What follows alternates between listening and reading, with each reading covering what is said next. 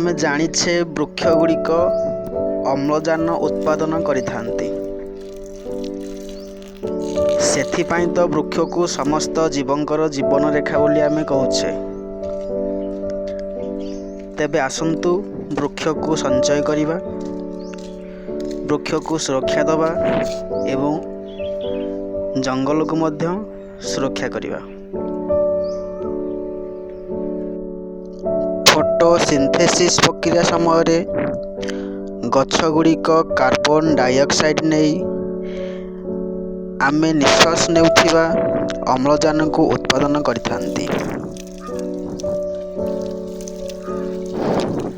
ଗଛ ଗୁଡ଼ିକ ମଧ୍ୟ ଅମ୍ଳଜାନ ଯୋଗାଇବା, ବାୟୁ ଗୁଣବତ୍ତା, ଜଳବାୟୁ ଉନ୍ନତି, ଜଳ ସଂରକ୍ଷଣ, ମାଟି ସଂରକ୍ଷଣ ଏବଂ ବନ୍ୟଜନ୍ତୁଙ୍କୁ ସମର୍ଥନ କରି ବୃକ୍ଷ ଗୁଡ଼ିକ ସେମାନଙ୍କ ପରିବେଶର ସହଯୋଗ କରିଥାନ୍ତି।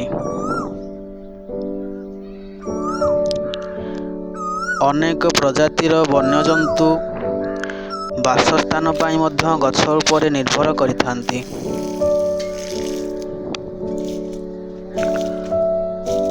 ଗଛ ଗୁଡ଼ିକ ଜଳର ପରିମାଣକୁ ହ୍ରାସ କରିଥାଏ, ଯାହା ଆମ ଜଳପଥରେ କ୍ଷୟ ଏବଂ ପ୍ରଦୂଷଣକୁ ହ୍ରାସ କରିଥାଏ ଏବଂ ବନ୍ୟା ପରିସ୍ଥିତିକୁ ମଧ୍ୟ ହ୍ରାସ କରିବାରେ ସାହାଯ୍ୟ କରିଥାଏ।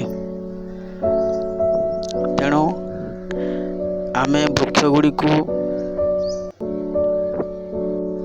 ସବୁବେଳେ ସଞ୍ଚୟ କରିବା ପାଇଁ ଚେଷ୍ଟା କରିବା ଏବଂ ବୃକ୍ଷକୁ ସୁରକ୍ଷା ଦେବା।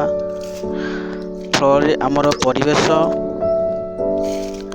ସୁରକ୍ଷା ରହିବ ଏବଂ ଆମେ ନିଜେ ମଧ୍ୟ ସୁରକ୍ଷା ରହିପାରିବା। ଏ ଭିଡ଼ିଓଟି ଆପଣଙ୍କୁ ଭଲ ଲାଗିଥିଲେ ଚ୍ୟାନେଲଟିକୁ ଲାଇକ୍, ସେୟାର ଏବଂ ସବସ୍କ୍ରାଇବ୍ କରିବେ।